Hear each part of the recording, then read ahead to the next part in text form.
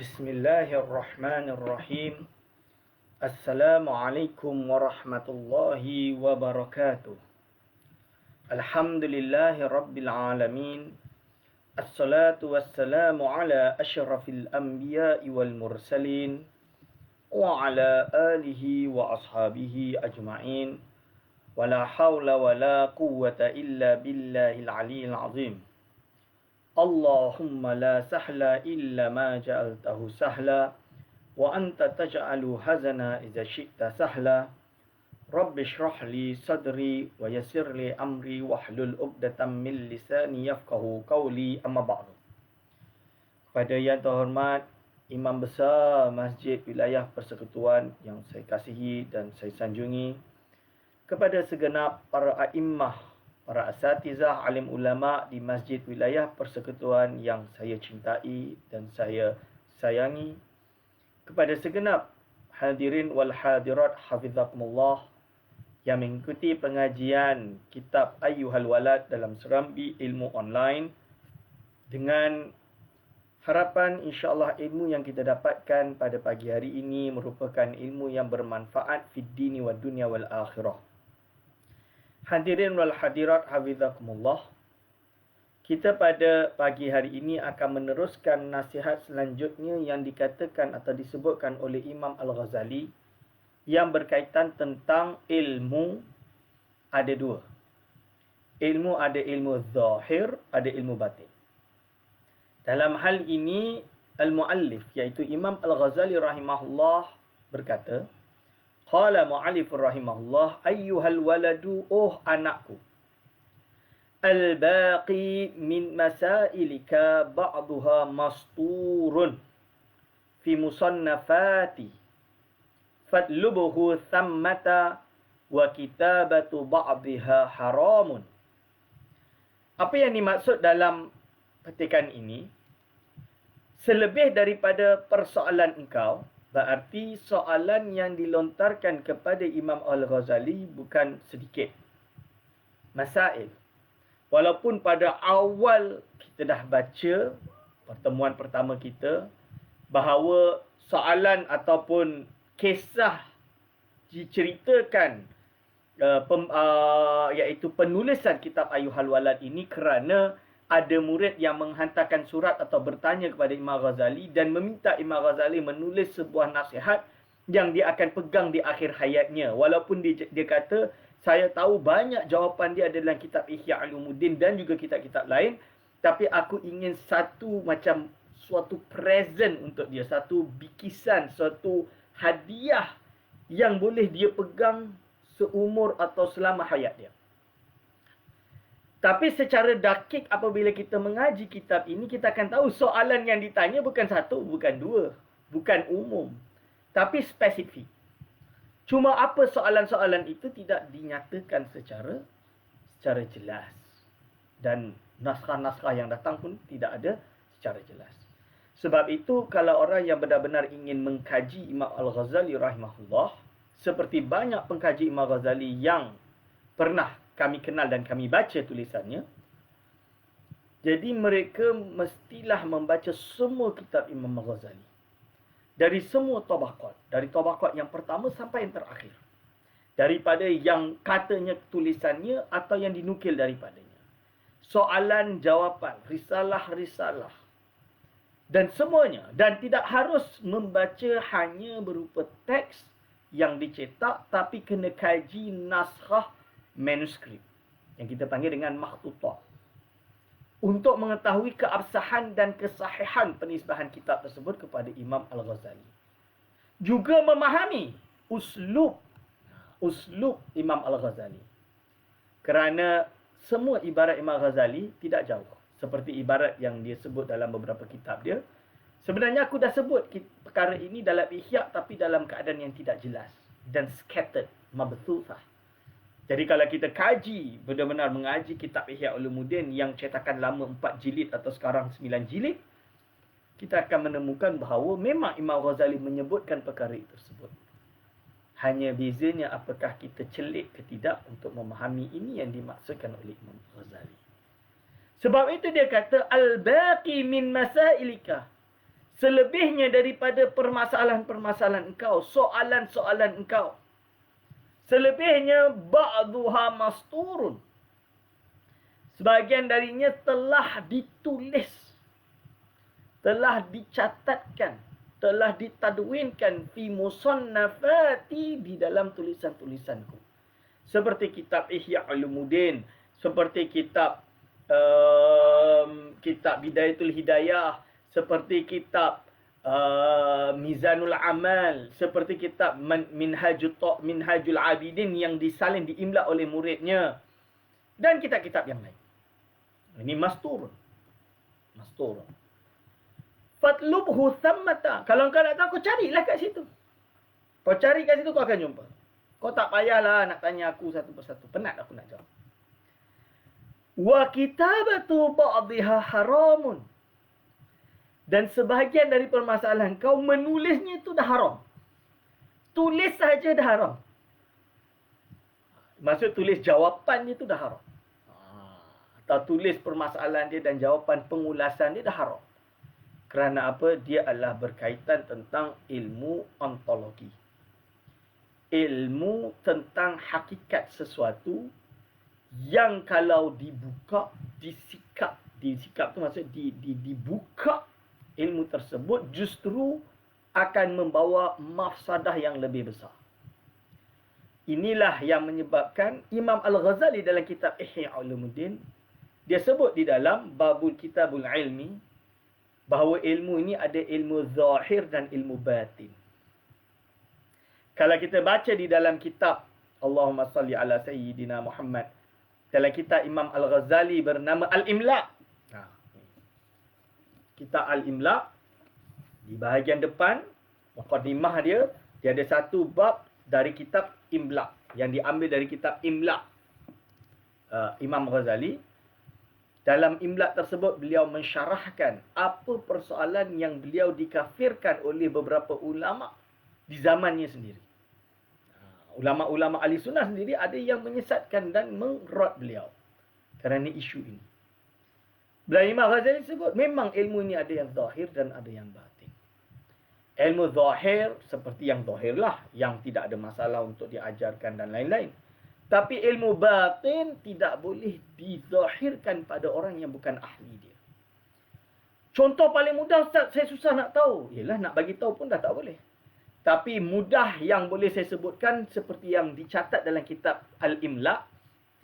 Imam Ghazali kata, kalau kita belajar ilmu kalam, kita belajar ilmu akidah, kita akan tahu bahawa qada dan qadar, baik dan buruk, semuanya datang daripada Allah Subhanahu Wa Taala. Betul? Betul. Apabila seseorang buat baik atau buat jahat, maka siapa yang menjadikannya? Allah Subhanahu Wa Taala. Betul? Oh, berarti orang buat jahat tu Allah lah yang buat. Di sini salah dia. Dia kata macam tu. Kalau secara ilmu kalam tak boleh kata macam tu kerana ta'aduban, beradab dengan Allah Subhanahu Wa Taala, seperti yang disebutkan oleh Syekh Nawawi Al-Bantani Al-Jawi di dalam kitab Kashifatus Saja. Di muqaddimah Kashifatus Saja, dia ada pembahasan qada dan qadar. Dia kata jangan menisbahkan buruk kepada Allah. Kerana apa? Kerana nanti ta'adub, beradab dengan Allah, tak boleh seolah-olah su'udzon, bersangka buruk pada Allah, tak boleh. Ini contoh yang diberikan oleh siapa? Oleh Syekh Nawawi Al-Bantani. Ta'aduman. Tapi kalau kita belajar hakikat sesuatu, memanglah baik dan buruk datang daripada Allah Subhanahu Wa Taala. Membuka rahsia ini kepada orang yang tidak faham. Okay. Contohnya, budak yang baru masuk ke madrasah, ke pondok, ke sekolah, lalu dia terus, tak payahlah belajar. Sebab apa? Sebab aku tak belajar ni, Allah lah yang buat. Nanti dia jadi macam tu. Padahal dia kan salah. Dan apa Imam Ghazali sebut?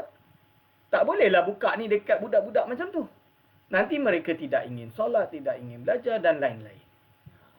Tapi dia adalah rukun iman. Jadi perlu diajarkan dengan cara yang betul. Dengan cara yang lebih sesuai. Baik dan buruk memang datang daripada Allah. Tapi apabila engkau buat buruk, maka ini adalah perbuatan engkau. Memang hakikatnya Allah yang jadikan, tapi kita kena menjauhi daripada perbuatan buruk kerana kita tidak berharap nasib kita akan berada di dalam api neraka. Tuan-tuan berharap ke untuk berada di api neraka? Nauzubillah. Saya tak nak, Ustaz. Oleh sebab tak nak, kita tak tahu masa depan kita. Kita tak tahu kita punya nasib. Kita tak tahu apa yang termaktub di Lauh Mahfuz. Kita tidak tahu apa yang Allah SWT telah takdirkan kepada kita. Atas sebab kita tidak tahu, kira-kira kita berharap tak yang Allah catat di Lauh Mahfuz adalah yang baik-baik bagi kita? Ya, Ustaz. Maka oleh sebab itu, pergilah berlari menuju kepada Allah. Beribadah sebanyak-banyaknya. Belajar bersungguh-sungguh kerana saya berharap takdir yang Allah takdirkan kepada saya adalah baik-baik belaka. Saya berharap Allah mentakdirkan saya menjadi orang yang berjaya. Saya berharap Allah mentakdirkan Malaysia ini menjadi negara yang penuh aman, damai, kaya raya, menjadi salah sebuah negara yang menjadi pusat kepada segala jenis ilmu maupun ekonomi dan juga ketakwaan kepada Allah SWT. Misalan dia. Kerana kita tak tahu, sebab itu kita lakukan. Inilah cara untuk menerangkan kepada orang yang tidak faham. Sebab itu Imam Ghazali selalu menyebutkan satu perkataan. Ifsya'u sirri rububiyati kufrun. Menyikap atau membuka rahsia ketuhanan adalah sebuah kekufuran. Kerana bagi orang yang tak faham, apabila dia kata baik dan buruk daripada Allah SWT, dia justru akan meninggalkan taklif. Berarti dia tak solat, tak apa. Dia kata Allah yang buat saya tak solat. Na'udzubillahi min dzalik. Memang Allah yang buat hakikatnya. Secara hakikat Allah yang menjadikan. Akan tetapi berarti seolah-olah dia berkeinginan bahawa nasibnya, takdirnya termasuk daripada kalangan orang yang berada di dalam api neraka. Inilah contoh dia. Padahal kita dah tahu. Allahu khalaqakum wa ma ta'malun. Allah mencipta engkau dan apa yang engkau perbuat. Iman, kekufuran, kaya, miskin, rajin, malas, bahagia, susah. Semuanya datang daripada Allah Subhanahu wa taala. Itu tidak diingkari lagi. Jelas di dalam kitab-kitab akidah, ilmu kalam dan lain-lain mengajarkan dan menyatakan seperti itu. Hanya saja seperti yang dikatakan oleh Al-Imam Syekh Muhammad Sa'id Ramadan Al-Buti, dia kata apa? Kita tidak menisbahkan perkara buruk itu kepada Allah kerana apa? Ta'addub beradab dengan Allah Subhanahu wa taala. Hadirin wal hadirat hafizakumullah. Inilah yang dimaksud oleh Imam Al-Ghazali rahimahullah, bahawa ilmu ini ada ilmu yang zahir, ada ilmu yang batin. I'mal anta bima ta'lamu. Oleh sebab itu, amallah engkau. Taukid. Kerana fi'il amar tidak boleh ada domir baris. Domir baris itu domir yang jelas. I'mal, lakukanlah engkau. Anta, ya engkau. Berarti kalau disebut anta setelah itu bersifat atau menunjukkan taukid. Engkau benar-benar beramallah. Itu maksud dia. Engkau yang kena beramal. Bima ta'malu, bima ta'lamu, dengan apa yang engkau tahu. Berarti apa tuan-tuan dan puan-puan? Ini menunjukkan bahawa Imam Ghazali nak bagi tahu. So nak tak nak kau kena beramal. Dengan apa yang engkau tahu. Tak payah nak tunggu kumpulkan ilmu banyak-banyak baru amal. Ada orang memilih tak nak solat, tak nak apa. Sebab apa? Saya tak tahu lagi, bagi saya belajar dulu, dah alim nanti baru solat. Na'udzubillahi min dzalik. Itu tak betul. Yang betul apa? Apa ilmu yang ada, amal terus. I'mal anta bima ta'lamu. Dia nak beritahu kat murid dia. Liyang kashifa laka ma lam ta'lam. Supaya apa? Tersikap, terbuka bagi engkau apa yang tidak engkau ketahui. Jadi apa tuan-tuan dan puan-puan? Inilah yang disebut oleh ulama. Apabila seseorang itu tahliyah, menghiaskan dirinya dengan sebuah fadail, Allah Subhanahu wa taala akan memberi dia tajalli. Takhalli anir radha'il wa tahalli bi fadail, tajalli. Akan mendapat tajalli daripada Allah, iaitu jaliyun, menjadi jelas, terbuka, tersikap sesuatu Liang kashifa laka ma lam ta'lam. Supaya terbuka bagi engkau apa yang tidak engkau ketahui. Qala Rasulullah sallallahu alaihi wasallam, jangan kata ini tak ada dasar. Ada dasar. Rasulullah sallallahu alaihi wasallam telah bersabda, man amila bima alima, barang siapa yang beramal dengan apa yang ia ketahui, warathahullahu ilma ma lam ya'lam. Nescaya Allah akan mewariskan dia, akan memberikan dia ilmu yang tidak dia ketahui. Ilmu yang tidak dia ketahui. Ini adalah hadis yang diriwayatkan oleh Abu Nuaim dalam Hilyatul Awliya. Begitu juga disebut oleh Al-Muhaddis Al-Allamah Syekh Murtada Az-Zabidi. Murtada Az-Zabidi dalam kitab Ittihafus Sadatil Muttaqin. Qala Rasulullah SAW, man amila bima alima warathahullahu ilma ma lam ya'lam. Nescaya Allah akan mewariskan dia ilmu yang tidak dia ketahui. Mewariskan ilmu yang tidak dia ketahui. Jadi apa? Jadi memang Allah Subhanahu wa taala akan memberikan kepada hamba-Nya ilmu-ilmu ketika mana dia sudah beramalkan dengan ilmu yang dia ada. Amalkan. Apa ilmu dia ada, dia amalkan. Dengan amallah nanti akan tersikap terbuka. Ini sama seperti yang kami belajar di pondok-pondok. Jadi guru-guru kami selalu sebut, kalau nak pandai ilmu yang kau mengaji itu, kau ajarkan pada murid kau, kepada kawan engkau. Misalan dia, kami di pondok pagi mengaji, kan, ngaji.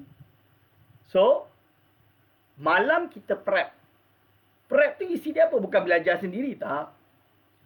Kita ada dalam kelas ada 60 pelajar. Kita akan lantik ikut jadual siapa yang akan di depan yang syarahkan pelajaran tersebut yang telah kita belajar tadi atau yang akan kita belajar besok. Supaya apa? Kawan-kawan boleh faham, kawan-kawan boleh tanya, dan supaya yang syarahkan itu ilmu itu melekat. Man amila bima alima warathahullahu ilma ma lam ya'lam. Akhirnya apa? Yang dia jadi tak tahu, tak confident, akhirnya dia akan dapat tahu dan akan terbuka. Ini contoh paling mudah. Contoh yang lebih tinggi adalah seperti orang yang tak tahu konsep fana baqa di dalam ilmu tasawuf. Imam Abu Siraj At-Tusi sebut dalam kitabnya. Imam Al-Qushairi sebut dalam kitab Ar-Risalah Al-Qushairiyah tentang al-fana al-baqa. Ini kita tak tahu, nak explain pun susah. Terjemahlah dengan terjemahan yang salah, melebur dirilah apalah. Tak payah pakai terjemahan, pakai Arab. Ulama dulu guna bahasa Arab, kita pakai supaya kita tak lost in translation. So apa dia kata? Ulama kata, engkau memang takkan boleh faham kecuali engkau amalkan. Baru kau takkan tahu. Bila dah amalkan, dah merasai kenikmatan zikir tersebut, barulah kita boleh faham. Ini adalah ilmu yang tak boleh nak didescribekan. Contoh dia, macam mana nikmatnya jima' misalnya dia. Kalau seseorang itu tidak dapat melakukan jima', maksudnya tidak boleh, dia impotent. Dia tidak mampu untuk melakukan jima'. Dia tidak akan boleh mendescribekan kenikmatan tersebut. Macam mana kita nak describekan manisnya sebuah kek, melainkan kita suruh orang tu rasa. Manis ni manis. Susah, tak boleh. Ini contoh dia, tuan-tuan dan puan-puan. Ayyuhal walad, wahai anakku. Ba'dal yaumi la tas'alni ma ashkala alaika illa bilisanil janani. Setelah hari ini, engkau dah tahu yang apa yang aku sebut ni. Setelah hari ini, la tas'alni. Jangan kau tanya aku. Apa yang memuskilkan, apa yang menggundah gulanakan diri engkau. Illa bilisanil janani, kecuali dengan lisan hatimu. Jadi lisan hatimu. Jadi kalau nak tanya tu biar tanya dalam hati. Tanya dalam hati, mencurahkan. Maksud dia apa? pertanyaan tersebut dengan ahwal dia. Walau annahum sabaru hatta takhruja ilaihim lakana khairan lahum. Sebab ada ayat ini. Walau annahum sabaru, kalaulah mereka semua bersabar sehingga keluar kepada mereka, takhruja ilaihim lakana khairan lahum, nescaya inilah yang lebih baik bagi mereka. Wa qabal nasihatal Khidir, oleh sebab itu peganglah nasihat Nabi Khidir, kerana ini benda-benda yang bersifat hakikat ilmu batin. Ilmu batin ni tak boleh nak cakap zahir. Jangan cakap zahir. Bahaya. Akan menyebabkan seseorang tu jatuh dalam kekufuran. Dah tak nak solat, tak nak apa. Akhirnya bila tak solat, tak apa, tak nak iman, hancur. Dan inilah juga peringatan kepada orang-orang yang tidak cukup syarat untuk berbicara ilmu-ilmu hakikat, tapi berbicara tentang ilmu hakikat yang hanya merosakkan tasawuf dan akan meruntuhkan syariat. Seperti yang disebutkan oleh Imam Ghazali dalam kitab Al-Imla' dia. Jadi apa? Jadi ada yang kata, oh ini ilmu makrifat, ilmu hakikat. Makrifat, hakikat.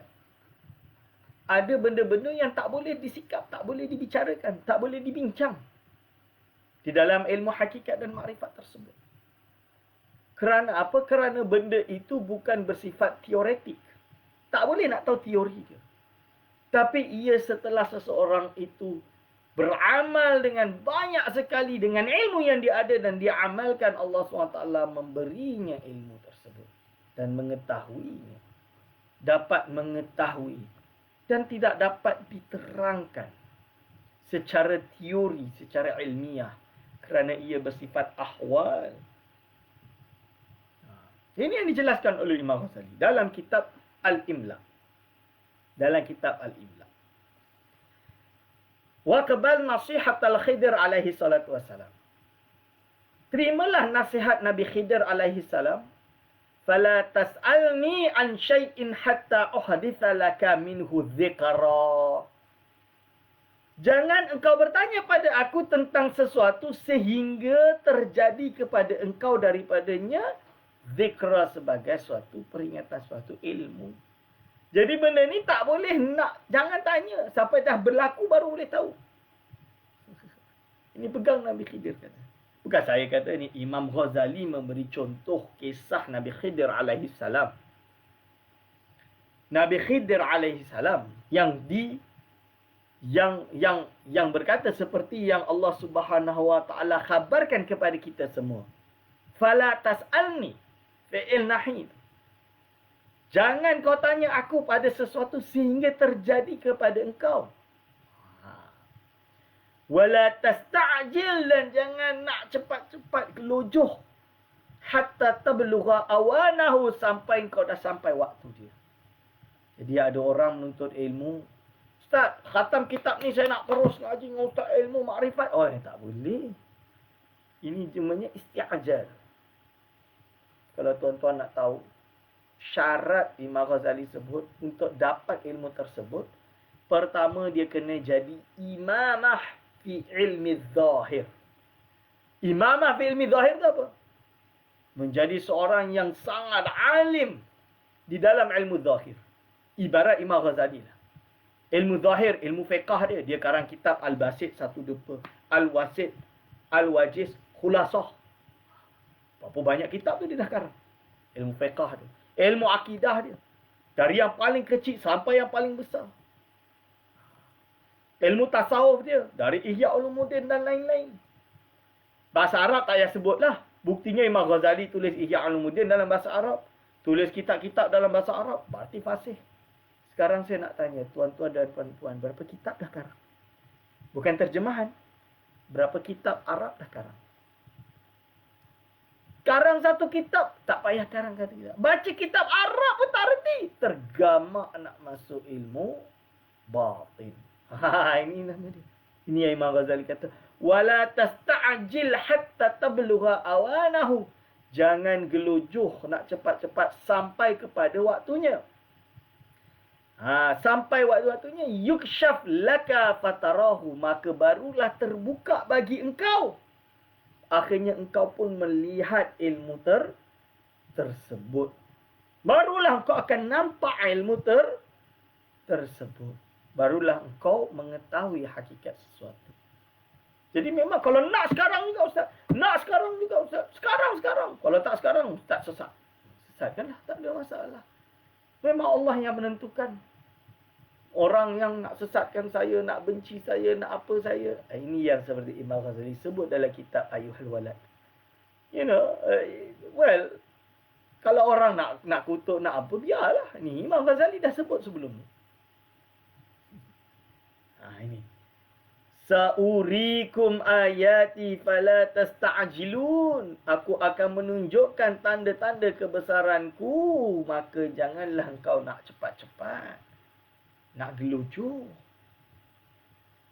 Fala tas'al qabla al-waqti. Janganlah engkau tanya sebelum masuk waktu. Janganlah engkau tanya sebelum masuk waktu. Berarti kau tak boleh lagi. Kau ngaji je dulu. Amal. Mengaji dan amal. Ini disebut oleh Imam Ghazali. Wa tayaqqan annaka la tasilu illa bisairi. Dan yakinlah annaka sesungguhnya engkau la tasilu tidak akan sampai illa bisairi kecuali dengan berjalan dengan jalan tariqah. Dengan melalui perjalanan salik, perjalanan kehidupan beramal dengan ilmu yang engkau ada. Awalam yasiru fil ardi fayanzuru. Bukan apakah tidak mereka ini berjalan di atas bumi, maka mereka pun melihat. Sebab mereka berjalanlah mereka dapat lihat. Berarti tuan-tuan dan puan-puan hadirin wal hadirat hafizakumullah. Kita kena amal baru kita dapat mengetahui rahsia sesuatu itu.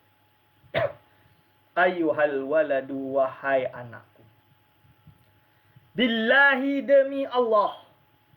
Intasir tara al-ajaiba fi kulli manzilin. Kalau engkau berjalan, beramal, tara al-ajaiba, nescaya engkau akan melihat segala ajaiban-ajaiban yang ada ini. Fi kulli manzilin, pada semua kejadian. Inilah yang menyebabkan banyak ulama tasawuf dia ada ibrah. Baik itu kami di Institut Kefahaman Islam Malaysia kita ada slot ibrah. Ibrah. Kerana apa? Ibrah. Beribrah dengan apa yang terjadi. Adanya COVID. Ini ibrah dia. Allah SWT mengajarkan kita untuk bersabar. Ni nak uji kita. Contoh dia. Kita ni setia ke tak? Beriman terus ke tak? Atau justru kita mengkufri Allah?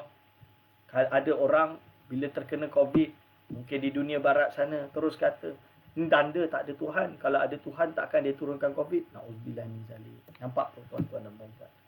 Kan banyak pemikiran orang barat apabila ditanya kenapa dia tidak percaya Tuhan. Kerana apa? Kalau ada Tuhan, kenapa ada perang? Kenapa ada lapar? Kenapa ada semua benda-benda yang kecil ni? Kita jawab, baik dan buruk datang daripada Allah SWT. Allah yang menentukan, wahwa yuhyi wa yumit. Dialah yang menghidupkan dan yang mematikan. Kan dah jelas benda tu. Ini yang disebut taral ajaiba fi kulli manzilin. Engkau akan melihat ajaib-ajaib pada setiap keadaan. Setiap kejadian. Wa badhul ruhaka. Berarti apa kan? Kau curahkan segala roh engkau, kemampuan engkau untuk beramal. Fa inna ra'sa hadzal amri badhlur ruhi. Berkerana apa? Kau kena korbankan segala jiwa ragamu, korbankan segala jiwa ragamu, kerana sesungguhnya kepala atau inti daripada perkara ini adalah dengan mengkorbankan roh engkau. Kama qala Dhunnuni al-Misri, seperti apa yang telah dikatakan oleh Zunnuni al-Misri, beliau seorang ulama sufi terkenal di kalangan golongan tabi'in, tabi'in. Tiga generasi yang terawal atau dipanggil dengan salafus salih. Li ahadin rahimahullah, li ahadin pada seseorang min talamidatihi, daripada murid-muridnya. Apa yang dia kata? In qadarta ala badlir ruhi fata'ala. Kalau engkau mampu untuk mencurahkan, untuk mengkorbankan diri engkau, fata'ala, maka datang. Wa illa, kalau tidak, fala tashtaghil bi turhatis sufiyah. Maka kalau tidak, janganlah engkau sibuk untuk menyibukkan diri dengan lorong-lorong ahli tasawuf, jalan-jalan keliku-likuan. Liku-likunya golongan tasawuf. Maksud dia apa, tuan-tuan?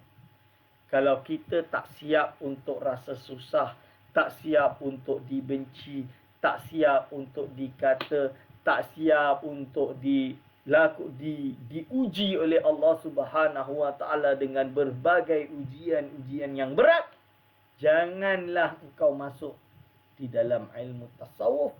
Kerana apa? Ilmu tasawuf ni ilmu yang penuh liku-liku, dan kalau dia berhasil, maka nescaya dia akan mendapatkan kenikmatan tadi, iaitu kenikmatan kebahagiaan di akhirat kelak. Bahagia di akhirat kelak. Tapi dia memerlukan kepada pengorbanan, tuan-tuan. Pengorbanan. Ni pengorbanan. Ayyuhal waladu, anakku. Inni ansahuka bithamaniyati asya'a. Sesungguhnya aku menasihatkan kepada engkau dengan 8 perkara. Ini adalah 8 perkara yang mana Imam Ghazali ingin memberi nasihat kepada muridnya. Ada 8 perkara yang aku nak nasihatkan kepada engkau. Iqbalha minni, kau terimalahnya daripada aku. Li'alla yakuna ilmuka khasman alaika yaumal qiyamah. Supaya tidak adanya ilmumu itu nanti menjadi musuh kepada engkau di hari kiamat. Kerana apa? Orang yang ada ilmu tak amalkan ilmu dia akan jadi musuh dia. Ilmu dia akan panggil, ya Allah, fulan ini dia ada aku, dia memiliki aku di dunia, tapi dia tak beramal dengan ilmu yang dia ada. Kau hukumilah dia seperti yang telah engkau sabdakan. Seperti mana nabimu telah sabdakan bahawa orang yang pertama sekali masuk api neraka adalah orang yang ilmunya tidak dimanfaatkan atau tidak diberikan manfaat oleh Allah SWT. Maksudnya ilmu dia tidak bermanfaat. Maka nescaya mereka ni yang masuk di dalam api neraka. Di kalangan orang-orang yang berilmu, al-alimun lan yanfa'uhu Allahu bi'ilmih. Ini apa yang disebut oleh Imam Al-Ghazali. Ta'malu minha arba'atan wa tada'u minha arba'atan. Engkau beramallah daripada nasihatku ini 4 perkara. 4 perkara ini kau amalkanlah. 4 perkara. Wa tada'u minha arba'atan, dan kau tinggalkan 4 pula perkara yang lain. 4 perkara lain pula kau tinggalkan. Jadi dia ada 4 perkara yang dia kena buat, 4 perkara yang dia kena tinggal. Jadi kita dah boleh nampak dah cara pemikiran Imam Al-Ghazali rahimahullah. Ini yang hak. Ammal lawati tada'u, adapun perkara-perkara yang perlu atau wajib untuk engkau tinggalkan. Adapun perkara-perkara yang wajib untuk engkau tinggalkan. Fa'ahaduha, maka salah satu daripada perkara tersebut, alla tunazira ahadan fi mas'alatim mastata'ta. Ini bila saya baca ni baru kita muhasabah diri. Janganlah engkau berdebat, bermunazarah dengan seseorang fi mas'alatin, pada sebuah masalah mastata'ta. Apa? Fi mas'alatin, pada suatu masalah mastata'ta, yang apa? Selagi mana engkau mampu. Li'anna fiha afatan kathiratan, kerana berada padanya ada beberapa perkara afat yang banyak. banyak afat, banyak bahaya dia. Wa ithmuha akbaru min naf'iha. Selagi mana kita boleh untuk tidak berdebat, jangan berdebat. Kerana apa? Dosa dia besar. Bahaya dia lebih besar daripada manfaat dia. Idh hiya manba'u kulli khuluqin dhamimin. Kerana ia adalah tempat tumbuhnya segala akhlak-akhlak yang buruk. Semua akhlak-akhlak buruk lahir daripada munazarah tadi. Munazarah tadi. Karyai seperti riak. Riak lahir dari mana? Berdebat. Wal hasadi dan hasad lahir dari mana? Berdebat. Wal kibri dan sombong. Wal hikdi dan dengki. Wal adawati dan bermusuhan. Wal mubahati dan bangga diri. Wa ghairiha dan selainnya. Dia lahir daripada perdebatan. Berdebat-berdebat. Naam, law waqa'a mas'alatun bainaka wa baina syakhsin aw qaumin. Benar kalau berlaku sebuah permasalahan antara engkau dan antara seseorang atau kaum. Wa kana iradatuka fiha an tudhhira al-haqqa wa tudayyi'a wa la tudayyi'a jaza al-bahsu. Dan kehendak engkau, tujuan engkau pada perdebatan tersebut untuk menjelaskan sesuatu yang hak sahaja. Tujuan dia murni. Ikhlas, ini yang hak. Bukan hanya lisan, tapi benar-benar. Ini tujuan dia. Wala tudayyi'a. Dan dia tidak akan menghilangkan hak orang lain. Bukan tujuan untuk memalukan orang lain. Untuk buat letak. Dia hanya nak tahu yang hak dah selesai. Untuk selesaikan yang hak dah selesai. Jaza al-bahsu. Maka tak ada masalah untuk kita berbahas. Jaza al-bahsu. Maka boleh untuk kita berdebat. Lakin litilkal iradati alamatani. Akan tapi iradah tadi kena ada dua alamat. Tanda dia. Syarat dia kena ada dua alamat. Ihdahuma. Yang pertama, tuan-tuan dan puan-puan. Alla tufarraqa baina ayyan kashifa al-haqqu ala lisanika. Iaitu engkau tidak membezakan antara apa hak yang terbuka pada lidah engkau atau pada lidah selain engkau. Maksudnya kalau yang hak datang daripada lawan engkau, maka itulah yang hak. Kau akan ikut. Kalau yang hak datang daripada engkau, maka itulah yang ikut. Okey. Itu yang pertama. Wathaniyatu ayyakuna al-bahthu fil khala'i. Adanya perbahasan itu kenalah dalam keadaan khala', iaitu sepi. Jadi diam-diam. Tak payah sibuk-sibuk, besar-besar tak payah. Diam-diam saja fil khala'i. Ahabba ilaika min ayyakuna fil mala'i. Lebih disukai bagi engkau daripada ia berada di kalangan orang ramai. Cuba baca. Jadi dia kau lebih suka kalau tertutup saja. Bukan terbuka. Kerana terbuka nanti akan nampak sangat yang dia nak cari apa? Nak cari kesalahan orang, nak tunjuk kebenaran dia, nak tunjuk hebat, dan akhirnya lahirlah segala sifat-sifat yang keji. Wasma' dan dengarlah. Inni azkuru laka huna faidatan. Sesungguhnya aku mendengarkan atau menyebutkan kepada engkau di sini ada sebuah faedah. I'lam, ketahuilah. Anna su'ala anil muskilati aradu maradil qalbi ila tabibi wal jawaba lahu sa'yun li islahi maradihi. Ketahuilah bahawa sesungguhnya tanya tentang kemuskilan-kemuskilan, maka menunjukkan penyakit hati oleh seorang doktor, wal jawab lahu, dan menjawabnya adalah sa'yun, adalah salah satu perjalanan, salah satu cara li islahil maradihi, untuk membetulkan penyakit dia tadi. Diagnosis lah. Jadi apa? Kalau ada orang datang sakit, oh doktor saya sakit, dia kena bagi tahu lah sakit dia kat mana. Sakit dia. Jadi kalau orang sakit hati, Syekh, anak ni ada masalah tak tenang. Tiap malam duk fikir barang Ana hilang tu, Syekh. Ana sakit jiwa dah, Syekh. Ana punya ni, Ana diuji oleh Allah. Oh, susah, Syekh, sekarang. Ialah wal jawabu lahu sa'yun li islahi maradi. Menjawab daripada persoalan tadi adalah usaha untuk mengubati sakit dia tadi. Wa'lam, dan ketahuilah.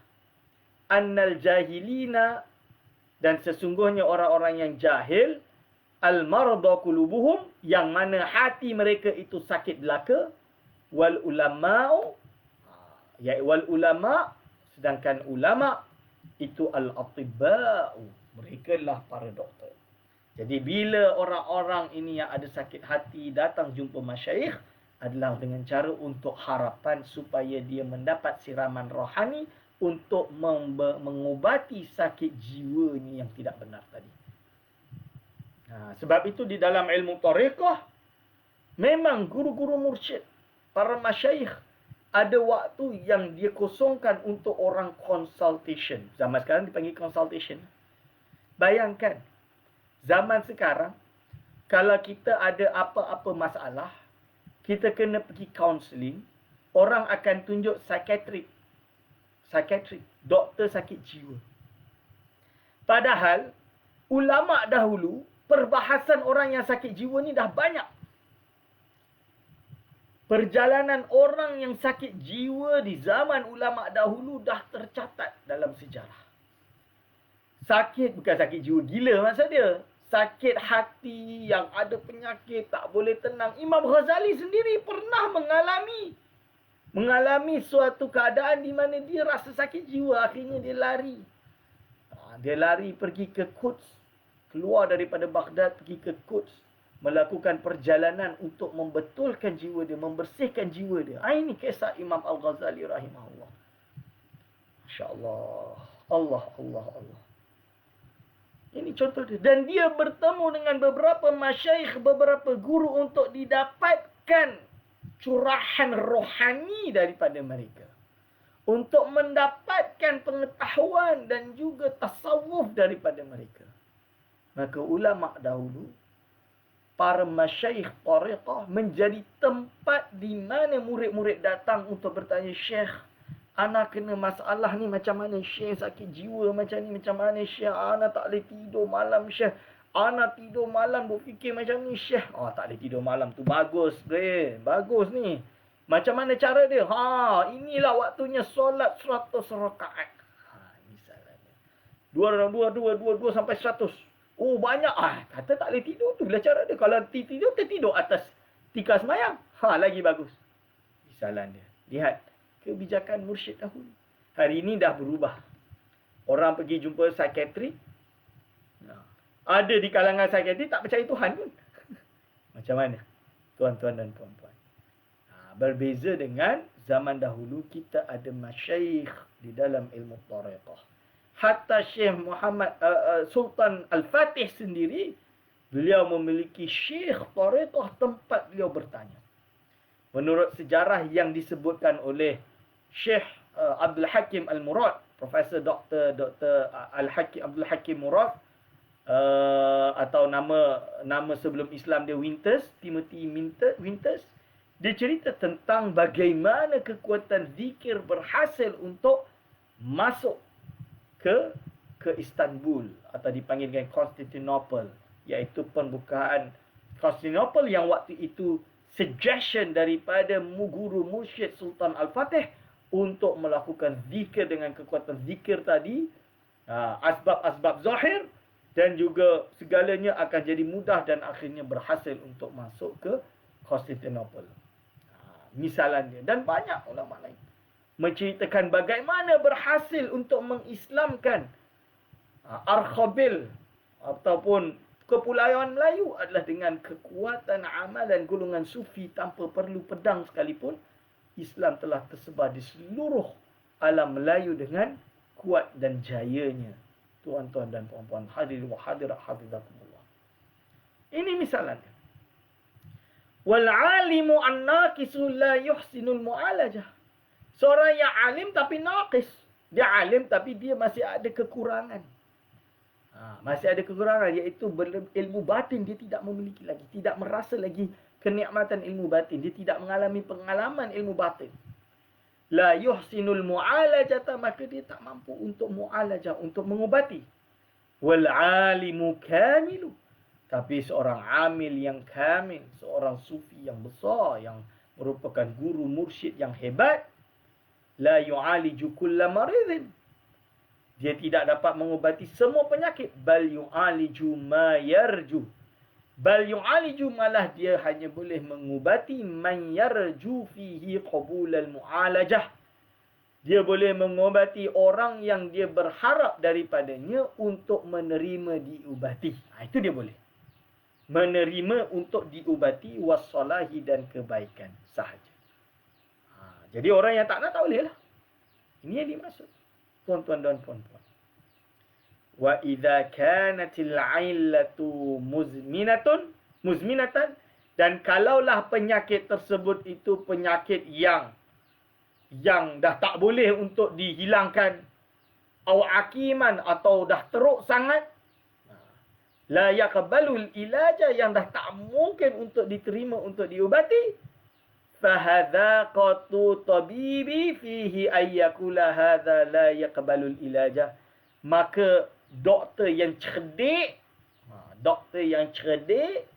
dalam kes ini dia akan berkata, hadza la yaqbalul ilaja, penyakit ni dah tak boleh nak diubati. Dia terus terang, fala yashtaghilu bimudawatihi, dan tak payahlah kau nak habiskan beratus ribu untuk mengubati penyakit yang dah tak boleh sembuh dah ni. Logik dia macam tu lah. Sampai kau nak sanggup, contoh dia, kalau dia punya kidney dah rosak, 2 kidney dua-dua dah nak rosak. Contoh dia, akhirnya apa? Jangan sampai dia nak menghalalkan segala cara pergi curi kidney orang. Auzubillah min zalik. Ini misalan dia. Fala yashtaghilu bimudawatihi, dengan cara untuk mengubatinya. Li'anna fihi tad'iyal umuri, kerana dalam hal ini akan membazir ilmu sahaja. Suma'alam, lalu ketahuilah, annal maradal jahli, sesungguhnya penyakit kejahilan pula, ala arba'ati anwa'in, terbagi kepada 4 jenis. Ada 4 jenis kejahilan. Ahaduha yaqbalu ilaja. Yang pertama, dia masih boleh untuk diterima, diubati. Boleh untuk kita ubatkan dia. Penyakit kejahilan yang boleh diubati. Wal baqi la yaqbalu. Yang 3 lagi tak boleh nak ubat dah. Forget about it. Amal ladzi la yaqbalu. Dia mulakan dengan 3 perkara yang tak boleh diubati dah. Tak boleh diubati dah. Fa ahaduha, pertama sekali, man kana su'aluhu wa i'tiraduhu an hasadin wa bughdin. Iaitu orang yang ada bila dia tanya dan persoalan dia dan percanggahan dia adalah kerana akibat daripada hasad, dengki atau marah. Sebab itu jarhul qarin la yu'tabar. Jarhu, memburukkan seseorang, ada seorang alim memburukkan ulama lain, la yu'tabar, tidak boleh dianggap bahawa itu adalah jarhu yang benar, kerana kemungkinan isi dia adalah isi kerana hasad, dengki ataupun bughdin, marah.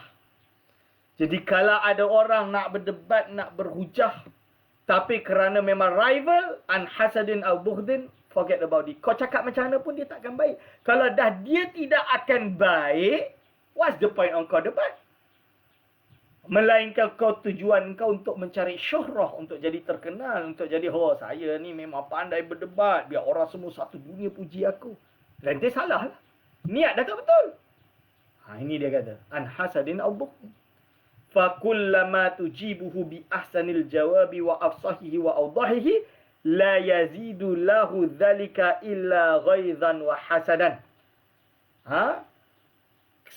Selagi mana engkau menjawab dia dengan sebaik-baik jawapan sekalipun, sefasih-fasihnya, sejelas-jelasnya, la yazidu lahu dhalika illa ghaizan wa hasadan.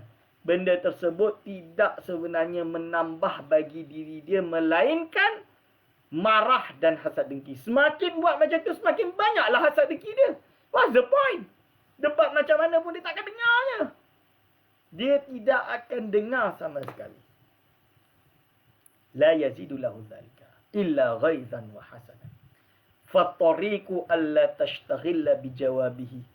Maka jalan dia, janganlah sebaiknya engkau berisytighal untuk menjawabnya. Sebaiknya bab ini tak payah kau nak menjawab dia. Fala tashtaghil. Tak payah sibuk nak jawab. Kerana apa? Kerana no point. No point. Waste of time. Bazir waktu. Tak perlu. Kullul adawati qaturja izalatuha. Seperti kata-kata syair. Yang mana syair ini dari bait Bahar Basit. Yang didendangkan oleh Abdullah bin Mubarak dalam dewannya. Abdullah bin Mubarak. Apa dia kata? Kullul adawati qaturja izalatuha. Segala adawah, permusuhan mungkin untuk dihilangkan. Illa adawata man adaka an hasadi. Kecuali permusuhan yang memusuhi engkau oleh seseorang yang berakibatkan daripada hasad dengki. Ini yang dikata oleh Abdullah Mubarak. Oleh sebab itu tuan-tuan, kalau atas hasad dengki, tutup pintu. Tak payah. Khalas, tak payah debat. Zero. Fayambaghi an tu'rida anhu. Maka wajib bagi kau berpaling dari dia. Dia ajak wassalam, tak payahlah. Bazir waktu. Sebab itu, sekarang kalau perdebatan, biar tertutup. Tak perlu terbuka. Tertutup. Kerana dia dah tutup kemungkinan untuk kerana syuhrah. Wa tatrukahu ma'amaradihi. Dan kau tinggalkan dia bersatu dengan penyakitnya. Kau tinggalkan dia. Kama qala Allah Ta'ala, seperti firman Allah Subhanahu wa Ta'ala, fa'arid amman tawalla an dzikrina wa lam yurid illa al-hayatad dunya. Kerana apa Allah SWT berfirman, fa'arid, maka berpalinglah engkau amman daripada orang tawalla an dzikrina wa lam yurid, dan tidak berkehendak kecuali kehidupan dunia. Jadi man tawalla an dzikrina, orang yang berpaling dari mengingat aku, iaitu Allah Subhanahu wa Ta'ala, dan dia tidak berkeinginan melainkan urusan dunia, kehidupan di dunia sahaja yang dia harapkan. Maka dalam hal ini, tuan-tuan dan puan-puan, hadirin wal hadirat, hafizakumullah. Jadi what's the point? Apa gunanya kita berdebat yang orang yang hanya nak berada di dalam dunia ini? Maksudnya kehendak dia kehendak duniawi sahaja. Bukan ukhrawi, bukan mencari sesuatu yang hak. Wal hasudu, orang yang banyak hasad, bikulli ma yaqulu wa yaf'alu, dengan segala apa yang dia ucapkan dan apa yang dia lakukan, yuqidun nara, akan menyalakan api, fi zar'i amalihi, dalam hanguskan, di dalam menghanguskan amal dia. Kerana hasad, dia amal macam mana akan dihanguskan dengan hasad dan dengki tadi. Api yang hasad dengki yang akan menghanguskan. Wahwa ghafilu, sedangkan dia itu lupa dan lalai. Kama qala Rasulullah sallallahu alaihi wasallam, seperti yang telah disabdakan oleh baginda Nabi Muhammad sallallahu alaihi wasallam, wal hasadu ya'kulul hasanati. Hasad dengki ini memakan perkara-perkara yang baik. Kama ta'kulun narul hataba, seperti halnya api memakan segala kayu-kayu bakar. Sebab itu bahaya tuan-tuan dan puan-puan hasad dengki tersebut, kerana dia akan memakan segala amal-amal kita. Sebab itu kita kena jauhi daripada hasad dengki. Kalau susah nak kawal, mengalih. Mengalih dari apa pun. Kalau jumpa orang yang hasad dengki, daripada berhadapan, tak payahlah pergi tempat lain. Beralihlah supaya tidak terjadi hasad dengki, kerana ini akan memakan kayu-kayu amal kita. Maksudnya memakan amal kita, kerana dia akan menjadi seperti api. Hadis tadi diriwayatkan oleh Abu Daud dan juga Imam Baihaqi dalam Syu'abil Iman daripada Sayyidina Abi Hurairah radhiyallahu anhu. Wathani, yang kedua, insya-Allah kita akan sambung minggu depan. Sebab kalau kita teruskan nanti tak sempat habis poin kedua, panjang. Maka insya-Allah kita bertemu lagi pada minggu hadapan. Segala salah silap daripada saya, mohon maaf sebesar-besarnya. Dan insya-Allah kita berada istiqamah di dalam majlis ilmu dan beramal dengan ilmu yang kita mengajikan, yang ilmu yang kita dapatkan. Aku qauli hadza, astaghfirullah li wa lakum. Segala silap saya mohon maaf. Wassalamualaikum warahmatullahi wabarakatuh.